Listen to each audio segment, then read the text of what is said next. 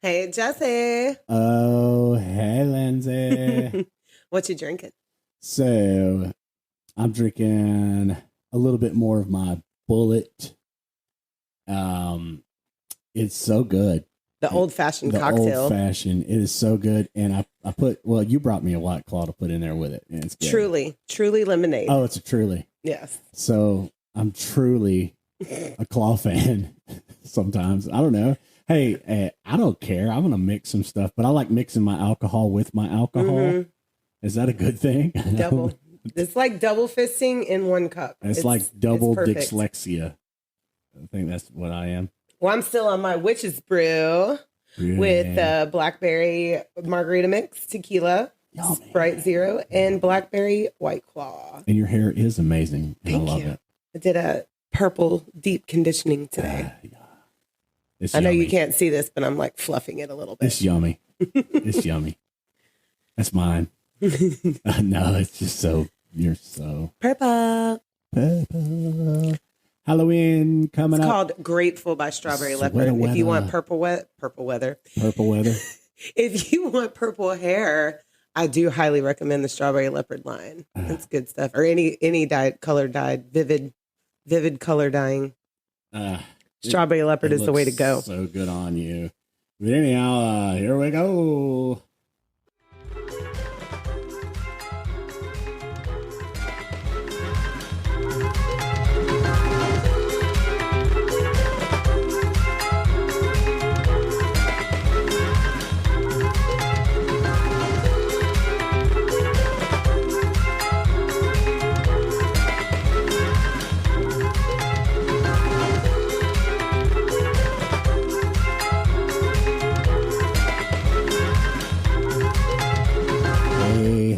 Everybody is drink about something. This is Jesse. And boy, do we have something to drink about. And Miss Lindsay is killing it. Like this is it. I am sitting back right now and I'm like, holy shit, like this is it's gonna be good, guys. This is this. She was like, you didn't talk a lot that last one. I was like, I was kind of letting you roll because, like, I'm just like, what the hell's going on here? And we're going to get more into it today with part 2 of West Memphis 3. Yes. Time to take a trip on the West Memphis 3. Go to Memphis, cross the bridge, and then you're in West Memphis, in the Arkansas. Arkansas. in the pit of the Bible Belt. Oh, pit. So, 1993 too, boy. So I mean, I left it like I was like they're railroading. How old were we in 1993? I was 11. You were 12. Okay, so we weren't quite in the teenage years, but guess what? Nirvana was on the scene. That's where I was at, and Tool that's was on the scene. Actually, to me, that Nirvana. If you're on, that was a trend. We are grunge kids. I loved right Weezer. Here. I loved Weezer. Oh yeah, Offspring. Yeah. What was my other go-to back then when I was 11? Hootie. You're a Hoot fan? No, I mean, I'm not down on you at all. No, because me and you have jammed the fuck out to some Hootie. Because we know every single song. I only want to be with you. Oh, my hero. Quiet now, we're not play that. No. I lead you to a promised land. But like, so there's nothing I can do. There's nothing you can do. And it's all in your head all day long. So thank you guys so much for tuning in. Let her cry. Oh God, don't do it. Let the tears fall down like rain. Hey, they might during this episode. They may cry. You were really in shambles. It's hard. You were in shambles. I'm glad we didn't record this last week because that PMS was kicking and I would have lost my shit. You would have probably kicked my ass just for feeling bad about what's going on here. Thank you guys so much for tuning in, though, and for following. Like, this is an amazing journey. Yes, and we're having fun talking about horrible shit. Yeah. You know what's really cool? Like, if I do like these different little stupid voices, like I try to do all these goofy banter things or whatever, like it adds like another person to the podcast whenever it edits, because I'm too lazy and I do like that auto edit thing. So it's like podcaster 1, 2, 3, Brian Adams, 4, Bryan Adams Bryan was the go-to. Adams. He had that song that came out right around that time. What was it called? To Love a Woman, I think. Yeah. Yeah. To really love a woman. Yes. Wasn't he like... that was a cool video, too. It had all the chicks in masks and stuff. I remember it vividly. He was a little heartthrob right there, yeah. Now, let me tell y'all, I was not allowed to experience this shit at home. I was only, my friends brought me into the secular music world, so I wouldn't have known shit. That's the Princess Bride nut that we really love, too, right? That was not on Princess Bride. What was on Princess Bride? Who was the band on it? First of all, you're thinking of Robin Hood, and Bryan Adams was on that. Hood. Who was on Princess Bride, though? Wasn't there a band on Princess Bride? I don't remember now. We'll look it up. I don't remember. I could have swore it was him, though. I don't remember. What song was that? That was 5 years before that song came out. Was it? At least. When did Princess Bride come out? I don't know. We're getting off into tangents, but now I got to Google it. Y'all got to hang out with me for the Goog. I'm trying to wish as I wish. As you wish. All right, so. Inconceivable. Fucking conceivable. I'm stirring shit. Okay, so Princess Bride came out in 1987. Who was it? What song? There was a song on it. Oh my gosh. Hold on. I done went out. I need to know. Oh, thank you, technology. Princess Bride soundtrack? I guess that'd be Gen X. Thank you, Gen X, for bringing us this technology. Mm-hmm. Us millennials, we like to prove everybody wrong or find out all of the facts on things. No, it was all I remembered as being like harpy mandolin music. Really? Yeah. I guess I need to revisit. It hasn't been more than 2 months since we watched this. Actually, I don't remember watching it all this year. We haven't watched it. No, we got to close the year out. We got to finish up the Halloween shit. Oh, hey, loving the weather right now. Yes. It's sweater weather. Loving it. Okay. That's the last time I'll say that. So, hey, we're going to strap We get excited in Florida, though, when it gets cold. Oh, it's like... If it gets 50 degrees, fall, is that you, player? We're full on wintertime here. Mm-hmm. We're just like, holy shit, it's going to snow. And, I have already seen the same motherfuckers that complain about the heat on Facebook. They complain about the cold as soon as it drops. I'm like, where you need to live on a different planet. Yeah. You need to live in a different state, I guess. I don't know. Stay inside. We don't want you outside. Go down to the Caribbean where it's like hot all year round. Yeah. No, I think it's funny. People, they're just not comfortable sometimes, Yeah. I'm the same way, though, sometimes. I'm never comfortable. So, fire this thing off. I'm excited. Like, I don't want to bullshit anymore. I'm tired of bullshitting. Just go. All right. Just go.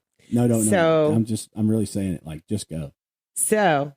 Okay, go. You sure? No. Just go ahead. Just go. Go so last week we left off with Damien Echols, Jason Baldwin, and Jesse Misskelley, your namesake, spelled differently. Jesse Misskelley had been arrested for the murders of Stevie Branch, Christopher Hobbs, and Michael Moore because of the confession of Jesse Misskelley. So who is Jesse Misskelley? So Jesse lived in the same trailer park as Damien and Jason, but Damien had only hung out with him once, and it was only because he was looking for Jason and his mom told him that he was hanging out at Jesse's house. So Jesse was born July 10th, 1975. So he was 17 around the time of the murders, and he was still a minor. Keep that in mind, okay? Jesse was a little guy, like 5'1", around 100 pounds, but he was a fighter. He had a tattoo of the word bitch. Nobody knows why. And his mother had abandoned him at a young age, but he adored his father, loved his dad. I mean, just loved him, even though his dad was abusive and an alcoholic. So Jesse has an IQ of 72, making him borderline mentally challenged. Most of us Jessies do. Well, no, I love you, but do not fuck around about Jesse Misskelley. I was just going by my name. I know. I feel like we're on the same level here. I will fight you. Oh. No, I'm just kidding. No, he does. He grips. I can't play with it. She has so much invested in these. He gripped my heart in this episode. I feel it like part of the whole railroading thing that might be happening here. So I get you. So At 7 years old, he still couldn't say his ABCs or count past 15. Oh. At 11, he had only made it to the 3rd grade. So why did he confess to the police that Jason and Damien had committed the murders? Well, first, I have to go back just a little bit and tell you about Vicki Hutchinson. Vicki Hutchinson was a 32-year-old waitress and lived in the same trailer park near Jesse. She was new to the area, and around the time of the murder, she was being brought up on fraud charges. So she went down to the station on May 6th, and the murders were on May 5th. She went down on May 6th to be questioned about the charges brought up on her, and brought her 8-year-old son along with her, whose name was Aaron. Detective Don Bray was given Vicki a polygraph to determine whether or not she had stolen from her employer. And Aaron was too much of a distraction, and he could not administer the polygraph because Aaron had a lot to say.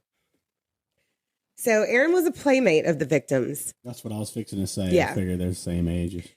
Aaron was a playmate of the victims and said that the boys had been murdered at the playhouse, which he said was near where their bodies had been discovered. So Bray asked for further details. Aaron said that the boys had been killed by Satanists who spoke Spanish. His further statements proved to be inconsistent, and there was no playhouse. But that did not stop the police officer from leaking this information to the press, making the people believe even more that this was part of a satanic ritual. For some reason, the police still decided to use Vicki as an informant and devised a plan. So Vicki knew Jesse, and for some reason, she had Jesse babysit Aaron from time to time, and other children. I think there was a couple other kids involved, but those details were a little weird. I didn't. So yeah. So she's just like, some people would just say Aaron, and then some say children, that he babysat her children. So I'm not sure if she had more than just Aaron. She was trying to do her. She was trying to get out, girl. I know, but like I said, Jesse Misskelley had an IQ of 72. Right. And, he was a little guy. But at the same time, you got to remember, simple-minded people actually connect with children more. But then that wears off after a little bit. Yeah. So I don't know. That was kind of weird to me. But, this was... But his persona looked like... Like I said, this was a whole different world than what we understand. He wouldn't have hurt a kid in his persona. He was just like this kind of on their level type kid. Right. I mean, grown man, but kid. So, like I said, he babysat Aaron from time to time and would stay overnight on occasion. And since Jesse knew Jason and Jason was best friends with Damien, they used Jesse as a ploy. Vicki told Jesse that she wanted to meet Damien and to have him come over. Jesse didn't understand why, but he agreed to it. So the police set up microphones in Vicki's house and set up books about the occult and witchcraft around her house so that Damien would feel more, quote unquote, comfortable. Now, I forgot to mention that there was a large reward, somewhere between $25,000 and $35,000 for any information on this case. And that was life-changing for these people. Horrible. That was a life-changing amount of money. I mean, the whole thing is just, it's a mess. So this actually ended up being about a 15-minute meeting that was recorded. Damien said nothing incriminating, and the police ended up saying that the recording was inaudible. But Vicki said that it was indeed audible. But of course, this recording just got lost. Oh, of course. Mm-hmm. So Vicki tells police that she and Damien started an 8-day affair, and that she's 32, he's 18, freshly 18. So she tells police that they started an 8-day affair, and she, Damien, Jesse, and Jason all go to a witches meeting in Turrell, Arkansas, which she called a spot. I don't know how they came up with the word a spot, because I have looked online and could not find anything on a witch's a spot. That's just a term that I heard on the documentaries and then some of the other podcasters. So I tried to look it up, couldn't find it. So that sounds like a word that was planted. To me, it sounds like a word that was just planted in her brain. Like they didn't really know this much woman, about if you see her on the called. documentaries, you can look right at her until she don't know what a spot is. Right. I don't know what the hell that is, but like, I don't know if they just call it that something like that up in that area or something. She said that Damien drove in a red Ford Escort and there was a huge orgy in the woods. Everybody was naked and painted black. Whee! It's always an orgy. Every time. So she says that she was so disgusted because she was such a good Christian woman and wanted to leave, and said Damien, her, and Jason left, but Jesse stayed behind for the witches' orgy. She will later testify this under oath in court, and it is used as evidence. Damien did not drive. He did not know how, and he didn't have a Ford Escort. He didn't have a license, and nobody in his family or any of Jason's families or Jesse's families have this car. It's like the most common car model of that time to me. Exactly. I mean, like I said, I had a Mercury Tracer, which was the Mercury version of the Ford Escort. It's a great little car. So if you've seen that going by, you'd be like, oh, that's an Escort for sure. Right. Yeah, it looked just like one. Right. So Vicki will later say that this entire story was false and fabricated by police and Jerry Driver, who had threatened to take her child away if she did not participate and testify. But it would be too late when she recants her story. So, and Aaron would later say that he was lying because police told him to. So this is where the questioning of Jesse comes into play. Vicki placed him at the witches' orgy, and then he denies all of this, of course. But the police have Vicki ask Jesse to spend the night because she was scared of a prowler in the neighborhood. And so he agrees, sleeping on her couch with a gun under his pillow to protect her and her child. Wow. This is the last night that this boy spends as a free man for the next 19 years. Okay. Yeah. So then, and Vicki was his friend. Vicki was his friend. He trusted her, had no idea what was going on. None. So the next morning on June 3rd, 1993 at 9 a.m., detectives come to her trailer and ask to speak with Jesse down at the station. His dad was there, so he felt safe and agreed, but had no idea what was going on. They get his dad to give permission to talk to him because he was still a minor, but he had no clue what they were there for. So they tell him that there's a $35,000 reward. They tell Jesse this for information, and if he could provide it, his family would get that money. Jesse says they tell him that if he knew anything, his dad could buy him a new truck. Or an Escort. He told them what he knew from the rumors and that he had saw some kids playing around the area that day. But that was it. Then they polygraph this 17-year-old with an IQ of 72, still had the mind of pretty much a 9-year-old, that polygraphs could read his mind. And he, of course, believed it. We believed all did. It 100%. We all believe that polygraph. We were told that. So Gary Gitchell led the questioning that followed. He asked him why he knew so much about the murders if he didn't do it. Jesse says he was just repeating things that he had heard. Then he said they kept hollering at him. They kept telling him that they knew he had something to do with it because other people told them. He said he pretty much repeated what they told him because he started to get scared and just wanted to go home. Like when Gary Gitchell would ask if the boys were tied with, or what the boys were tied up with, he would say rope. And they said, God damn it, Jesse. They were tied up with their shoestrings, like just yelling at him, you know? Right, like they just railroading it. I'm sorry. I keep saying that word, but It is. It's complete. He said they would yell at him over and over until he would repeat the story exactly as they had told it to him.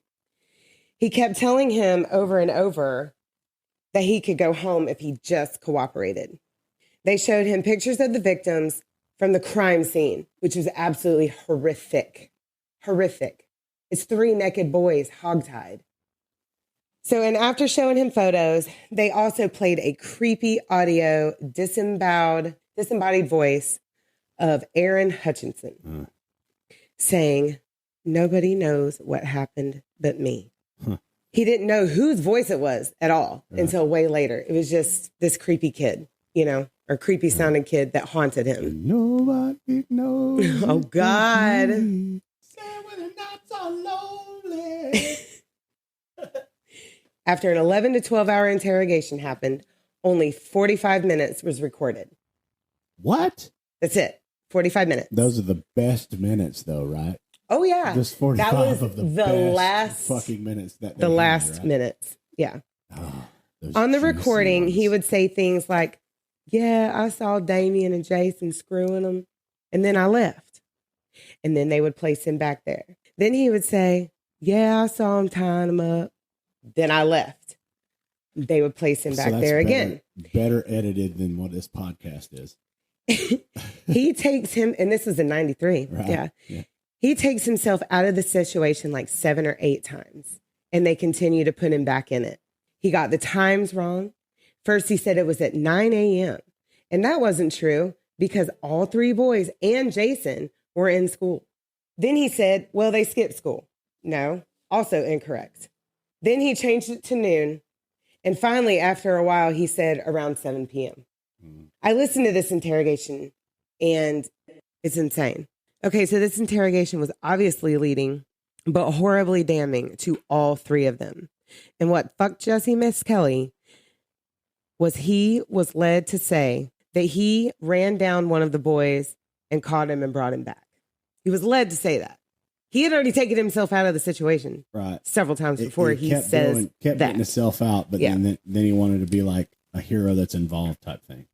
So this is an example of how simple-minded Jesse was. He did not know what a lawyer was. He just thought it was another type of police officer. He didn't know who the president was, which was Bill Clinton. Bill Clinton had been governor of his state. He didn't know. He didn't know. I was 11 in 1993, and I knew exactly who Bill Clinton was. For sure did, yeah. Right there. So Jesse, after the interrogation, he was put in a holding cell, not knowing that he was actually being implicated by his own words. And he thought he was just waiting for his dad to pick him up. Wow. So what I'm gathering, he's more like a 6-year-old. Yes. Yeah. He's so confused. Yeah. On the documentaries, that's all you see in his face is utter confusion. And it just, it made me cry so much. I think, and what I said in the last podcast, I'd caught a little glimpse of this, and I'm not supposed to know about these. I think I remember this guy. I think I remember seeing him in court. He was the smaller one. I don't know why I can't recall it. I was probably drinking too much. So what are you guys thinking so far? Like, this is crazy. This is a lot. And it's scattered everywhere. Like, I'm looking at her notes right now. Mm-hmm. Scattered everywhere. It's insane. She is just going off about this. So after this confession, prosecutor John Fogelman went before the judge and asked for a warrant to arrest Damien and Jason. All right, so now we're going to get into the trials. Oh, God, there we go. So on June 7th, 1993, all boys were given public defenders because, of course, they couldn't afford attorneys. So Jason they couldn't afford, hired. Yeah, all the rings were already. Right, exactly. That money was just wasted. Gone. Thank you. Come again. So Jason got Paul Ford and Robin Wadley. Damien got Val Price, and I got the second lawyer's name wrong, so I don't remember. I'm sorry. And Jesse got Dan Stidham and Greg Crow. Dan Stidham is an absolute angel and stays with him for many, many years. Dan Stidham is the lawyer. Jerry was a race car driver come back? He's coming back. Here comes Jerry. Okay, so Jesse would be tried first and separate from Damien and Jason. Damien and Jason would be tried together. And by the way, Jason was only questioned initially because he hung out with Damien. Damien was basically the star of the narrative. So Jason literally was guilty by association. Oh.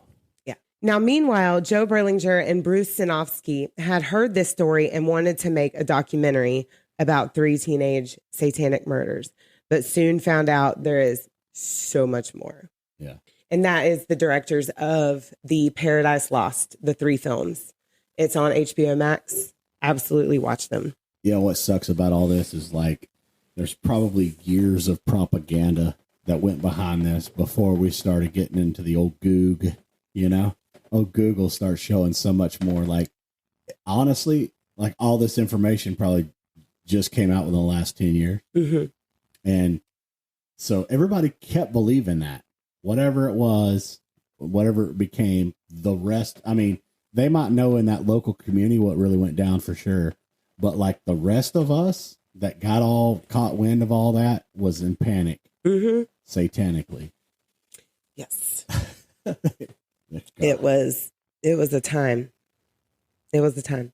So Gary Gitchell immediately contacted the press for a conference to let everyone know that they had the suspects in custody. And when asked on a scale of 1 to 10 how confident he was, he said 11. Lib. So all three pled not guilty, by the way, of course. And these trials are recorded in the documentaries Paradise Lost, which I just mentioned. And like it was one of the first court recorded trials.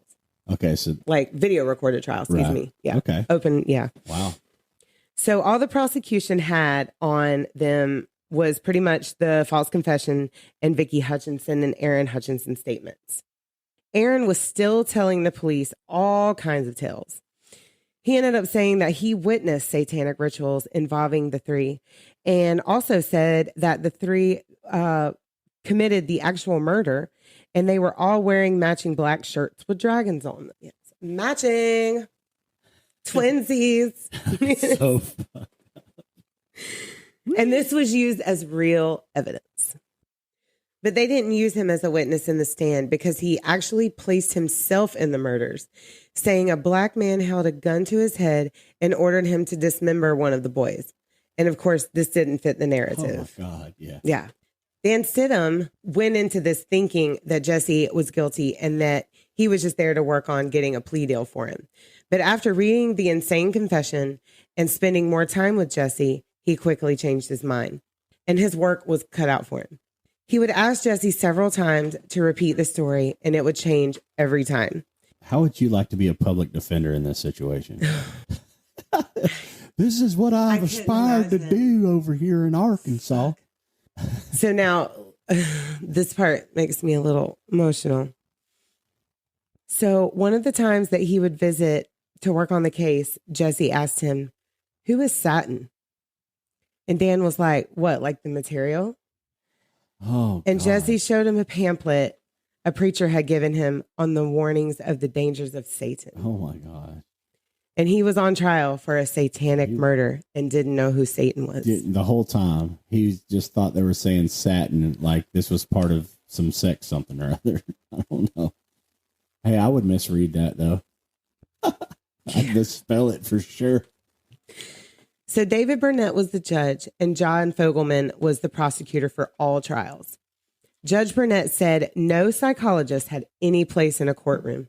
No psychologist. What? No psychiatrist, no psychologist. Oh, you can't have those. Mm-mm. And that would have been a big help for a kid with an IQ of 72 and had a false confession. Yeah. You know? Yeah, because he quickly look at this guy, young man that's in the mind of about a 6-year-old. Yeah, Judge Burnett went into this completely convinced that all three of them were satanic killers and needed to be behind bars. And the thing is, judges are supposed to be impartial. Yeah. Completely impartial. Yeah, they were very partial, it seems like. Oh, it's insane. Yeah. So, I mean, I don't recall the videos or anything or seeing him, Jesse, and you didn't make it to the trials. Yeah. But just You from was what asleep, I I'm hearing think. and the experience. When we because, watched the documentary. Yeah. My mom and two sisters, both of my mom and sisters, they worked in an area kind of like this, I feel like. But I get the whole 6-year-old type mentality. And that's probably where it'll be at. That's it. Well, I mean, they said, 9 to 11 at best, but he was 17 at this point. Yeah. But no, I think he's a little younger. I'll give him 8. So there was no real evidence against any of them other than the confession, quote unquote. Forced confession. Yeah. The medical examiner on this case said that the wounds on the victims looked to be caused by a serrated knife, and they had ruled out any sexual assault. What is unique and not good about West Memphis medical examiner is that it was not an impartial department. They actually worked for the prosecution. Yeah. Wow. And this medical examiner, he was not even board certified. What? Yes. He had failed the boards twice, and then just the third time, he just never got around to it. So we don't need all those credentials anymore. No, not in this courtroom, in the name of Jesus. So on January 26, 1994, was the beginning of Jesse's trial.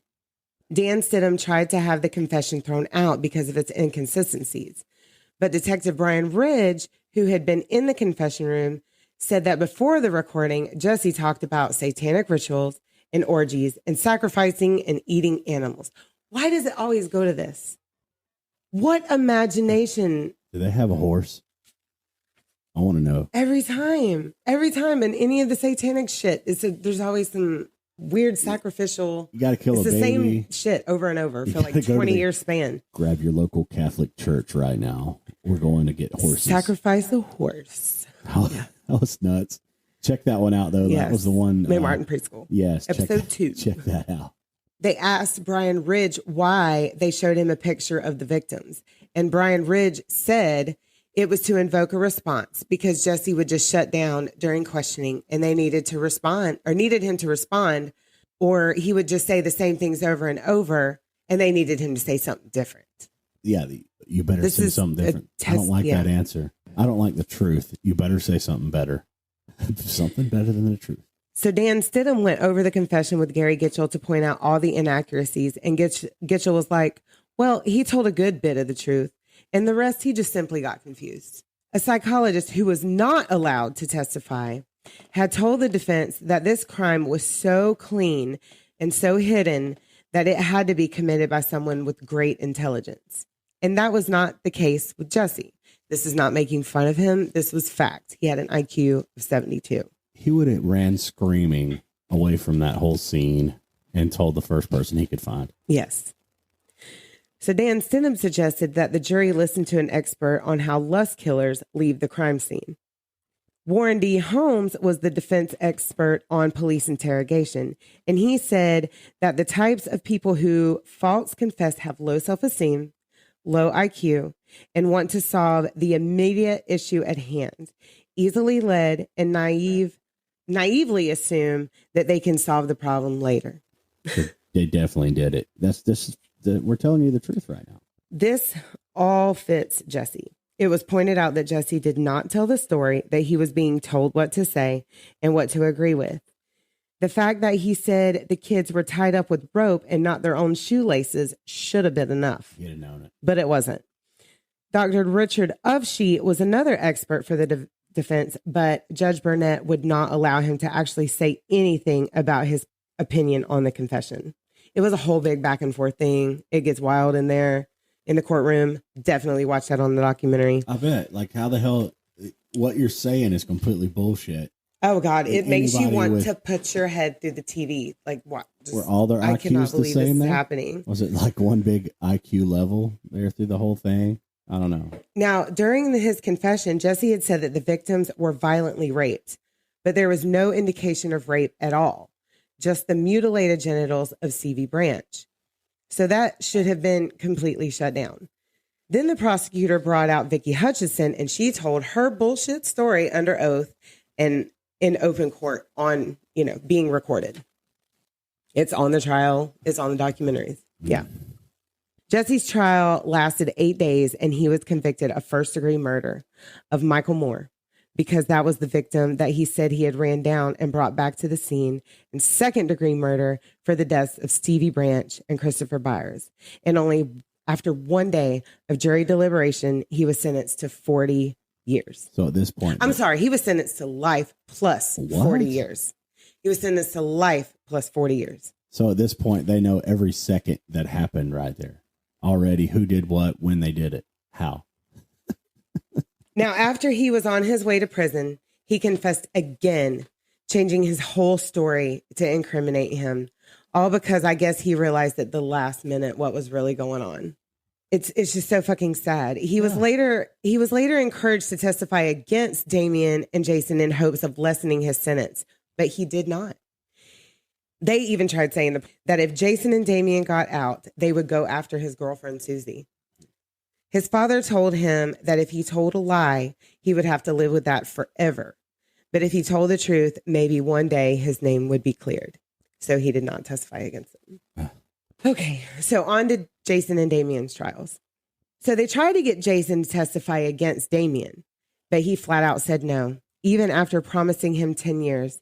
And then even to get out the very next day, he refused. All I have to say in bold letters, I even have typed bold letters. Bold. These boys did not understand that they would be convicted and go to prison for something they didn't do. They didn't understand how they could find something on them, even though they hadn't committed these crimes. That's a farce to begin with. That didn't register with them whatsoever. They weren't told any of their rights to begin with. Jason even said that he believed in God, and God would not allow him to be convicted for something he didn't do. And that shook his faith. It shook his faith so hard. Like after that. Oh, sure.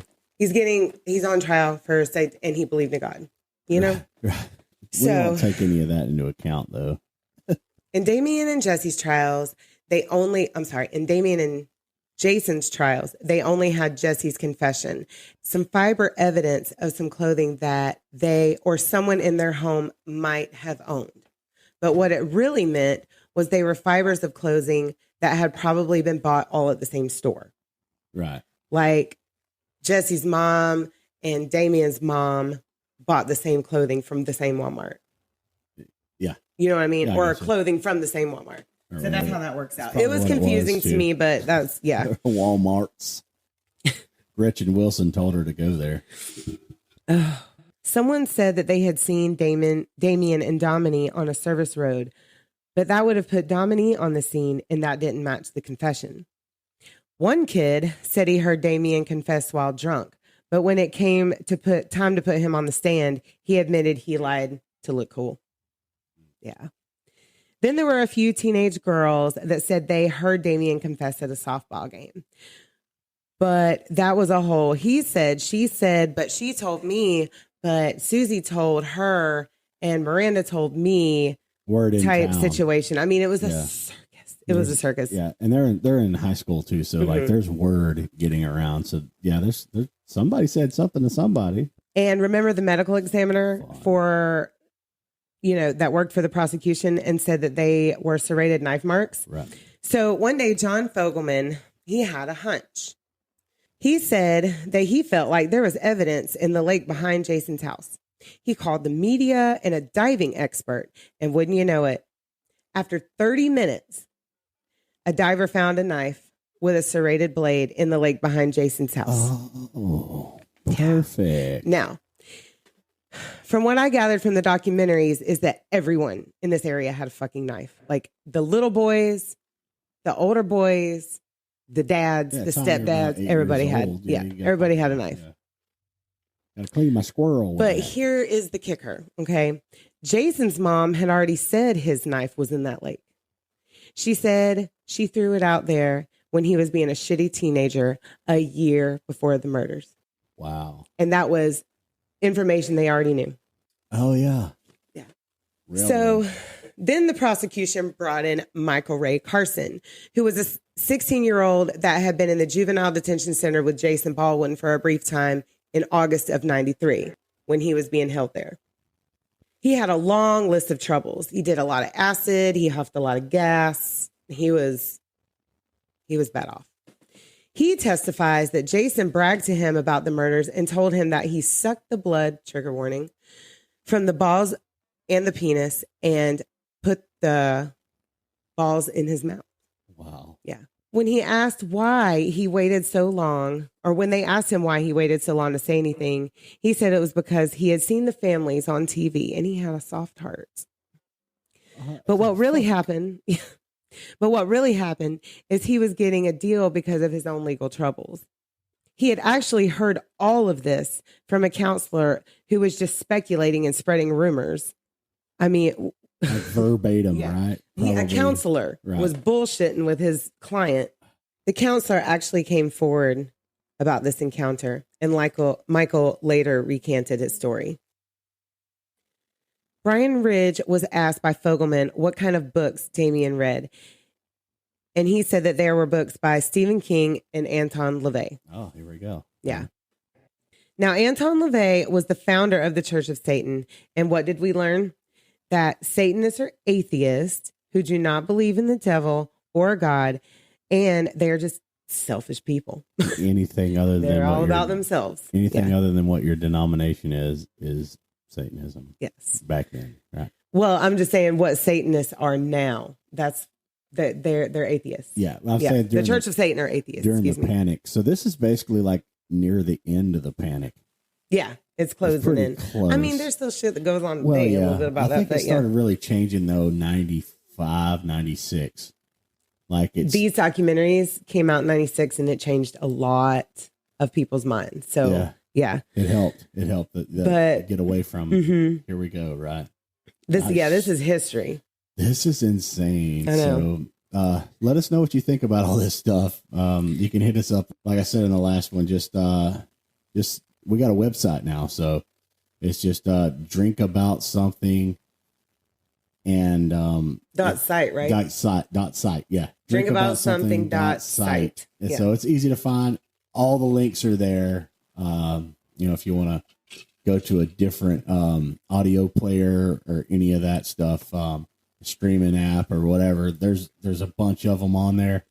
And I'm getting on there and I'm updating as I go, trying to add more to it, trying to learn the system here. Buzzsprout has been amazing. So if you're wanting to do a podcast, try that or let me know. But everything is just, it's a journey, and I'm glad you're here with us. Lizzie is killing it. Like, this is insane, girl. I mean, that's why you were so nutty about this. But I mean, okay, so Stephen King got brought in. For sure. Well, so Chuck Norris got brought into one I've read like 12 Stephen King books and watched all the movies, I think. Pretty much all of them. I mean, does that make me, Satanist? Yeah. And worship the devil? Yeah. In Arkansas back in the early 90s. But this was used against him. This is completely used against him. Oh, yeah. Okay, so then the prosecution brought in Dr. Dale Griffiths, who was an expert on the occult. Jerry Driver brought him into the equation. He's back. So Jerry Driver has driven in. Yes. Your motor running. Sorry. So when asked about Satanists, he said that he personally witnessed them wearing black fingernails, painting their hair black, and wearing black T-shirts, and sometimes having tattoos. Don't forget the trench coat. Yeah. Those weren't popular yet. Well, he was wearing one. Right? Yeah. Well, I mean, maybe they were. I can't remember. Nah, it was... I thought it was a little later on in the 90s. 98, 99. Well, Duran Duran Columbine, wore them. 99, right? Yeah. But Duran Duran wore them. They ran so far away. Couldn't get away. All right. So he said that the fact that the murders occurred near, not on, near the festival of Beltane, which was on May 1st, the murders were on the 5th. It was most likely satanic. Now, do you know what the festival of Beltane is? I do not. It is a Celtic festival that celebrates the start of summer. Summer solstice for Celts. Mm-hmm. No sacrificing children. Yeah. As long as they don't jump. As long as they don't jump off any ledges. So he asked if the number 8 was a factor, and he said yes. That is a witch's number. So the victims were 8, and he said in Aleister Crowley's work, Mr. Crowley. I know he was coming somewhere in this. Okay, so I don't know a whole lot about all this podcasting stuff. So that's one of the ones that you showed me. We were driving somewhere, I think. Last podcast on the left covered Aleister Crowley, and it made us physically ill. I think everybody that does this covers some Aleister Crowley stuff, but it made us very ill. Yeah, that's a little queasy. Yeah, hop on them and check it out too. Really cool. Yes, they're the shit. I love them. So he said in Aleister Crowley's work that they, quote, sex before 8 or you lose the magic power. But the victims were already 8. So then he was like, oh yeah, did I say 8? I meant 9 or younger. So now we've changed the devil's number. So 8 is a witch's number, is cited by the Arkansas State Supreme Court in deciding the verdict. Arkansas stall. How would you say that backwards? No. Arkansas State. I know. I was trying to turn it backwards. Really confused me. Okay. So the defense asked about Griffith's doctrine and education. He said that his PhD was from Columbia Pacific University. This is a mail order college degree that he took absolutely 0 classes to obtain. The college was closed by court order in 2000. Judge Burnett did not care. He said, well, you can be an expert from just life. Huh. You just know. You already know. Damien's poem book, wardrobe, and music tastes were talked about, and then his collection of animal skulls. And Jason was linked right in to everything because they were best buds. And Jason was the owner of 15 black band t-shirts, along with animal claws or teeth. It was used as evidence against him. So they're like grunger metalheads, basically. Like, and his collection of t-shirts. Like the beginning of goth. They're gothic. Yeah, I remember gothic. Gothic was a thing. Mm-hmm.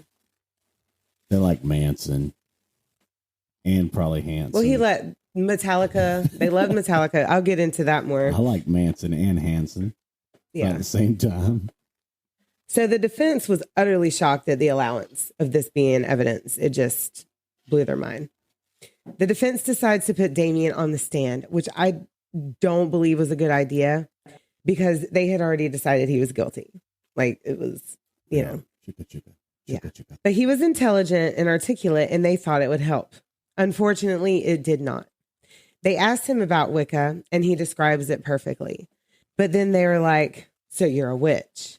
And Wicca, but it's goddesses, not mother. Yeah, it is Mother Earth and goddesses and things like that. So then they asked him about the poem book, the book, what he called the Book of Shadows. They asked him about poems, and most of it was lyrics to Fade to Black and Justice for All by Metallica. Okay. Quotes from A Midsummer's Night Dream by William Shakespeare and The Twilight Zone. They were just, things that he jotted down that he, and he had his own poems and things like that in there too. But that's is this something that he did like in the confession room? Like he was writing that down? Like, no, this was stuff he already had in his possession. Remember when I said Jerry Driver, when he was in juvie before the murders, he went and searched his room while he was in the psych hospital, I believe. He went and searched his room and he found that Book of Shadows in there before the murders. Oh, okay. Yeah. But it's just simple stuff. I mean, this was used against him before the murders even happened. Yeah. He was already on Jerry Driver's witch list. Yeah. The race car driver. Right. So he said that when he or Jason had a tape that the other one didn't have, they would copy the lyrics down for each other. They asked him about a book he had checked out in the library that was a book of witchcraft written by Cotton Mathers. They asked him if he checked it out, and he said yes. And it was written by a Puritan minister during the Salem witch trials on how they would torture or lock up the accused. They did a good job in Salem, didn't they? I can't wait. But they're trying to accuse him of practicing witchcraft, and this is a book that's anti-witchcraft. Yeah. It was written by a Puritan minister. Okay. Yeah. The same people that he was just burning the witches. Yes, he was. It was like a guide on how to burn or torture a witch. Yeah, or torture them until they admit that they were a witch. The whole thing: you burn them, you drown them, and burn them and cut their head off. Oh my God! I will cover that after the West Memphis Three. That's in the works too. I can't wait. So, anyways, it was written by a Puritan minister during the Salem witch trials. And then they asked him about a book of magic, which was basically just a book about the history of magic and religions, including Christianity. Like it was about all religions, everything, so including Christianity. Their own rituals, he was just a very intelligent kid and he wanted to know things. We were just talking about this today. Like, all the Egyptians had all these rituals and they found out like the Book of the Dead actually used to be the Book of the Life. Mm-hmm. And unwritten Christianity, where Jesus rose up, he went to Egypt and studied so much stuff over there. He went to like Asia. He went to a bunch of different places, but we can't talk about any of that because we don't want to disprove the whole thing. All right. So You Are What You Think About was actually used against him by the jury. The jury deliberated for 4.5 hours on Friday, March 18th, 1994.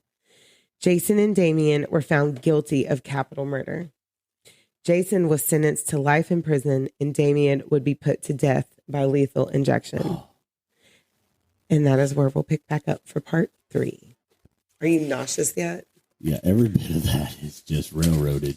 I keep saying that. I'm just going to go toot, toot. Just don't do no toodaloo. Oh, God. Toodaloo. They were doing some toodaloo in that. Yeah. They should have called that shit toodaloo. Yes, you did talk about that just a minute ago. That was... Yeah, huff and gas. Man. So we got one more of these. That was a thing around them parts. I guess everybody was back then. Like from like 85 to 95, they were toodalooing. Especially, around them parts. That place, our first episode, it took place not far from there. Really. Still in the Bible Belt. Yeah. Yeah, in the belts. So we got one more of these. And if you guys are still with us and you're on board, just send some information back on us or to us and let us know what you think about it. I can't wait for the next one. I'm having such a great time. This is kicking my ass, by the way, this drink. Yeah. I've been over here sipping. She's been gabbing the whole time. She's nowhere near as me. Like I'm far along. Can you cheers one time? Yes, cheers. Cheers. Drink about something. This is a lot to drink about. I've been over here like taking it in. While I was waiting, I was hydrating. Yeah. Thank you guys so much, though, for sticking with us. Yes. She's got one more. And then after that, we're going to cover the Salem witch trials. Is that what's next after this whole series? After this series, yep. We're going to go. We're going to go and check all that out. I don't think you've genuinely walked into some old history, especially in Florida, but up there's a different kind of history up there. New England area it vibrates to me. And, I talk about it a lot, but the times I've been up that area, it's beautiful. And there is just old history in every piece of wood, brick, and cobblestone that you come across. There's just so much. And Europe's calling me because there's so much more. Anyhow, so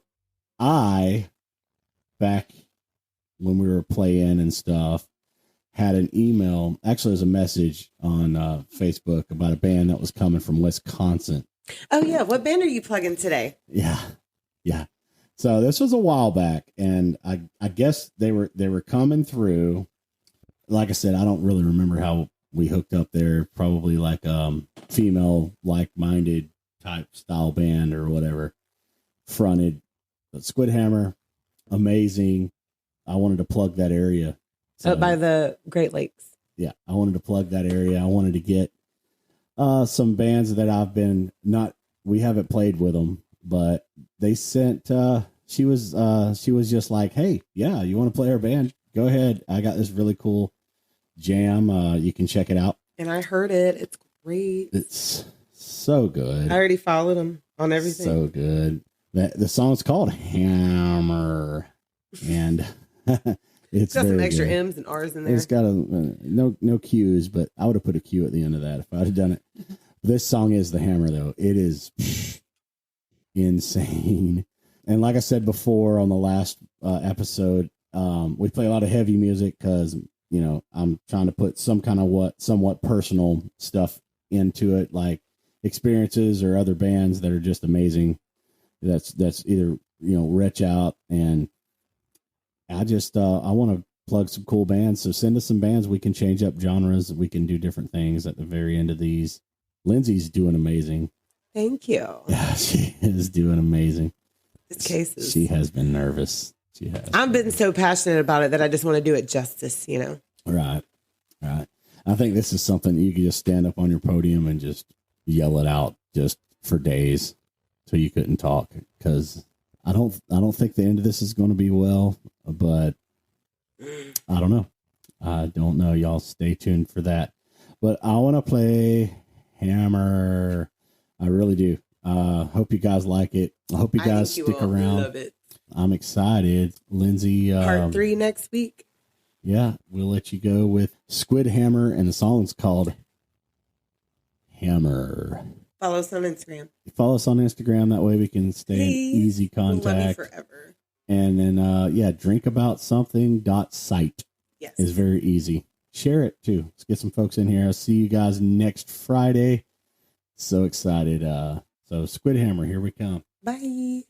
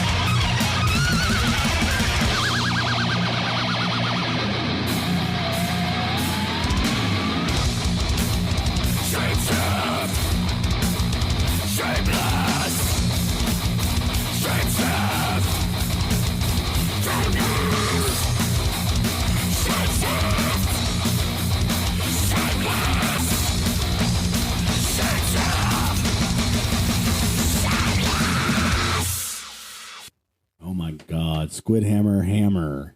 So the band Squid Hammer, check them out. The song Hammer, check it out. Check out the bands up in that area. They're amazing for sure. Thank you guys so much. Once again, I used GroovePad for the song that we did, and Audio Editor, Band Lab, and Buzzsprout. And we will see you guys next Friday. Y'all have a good one. Peace.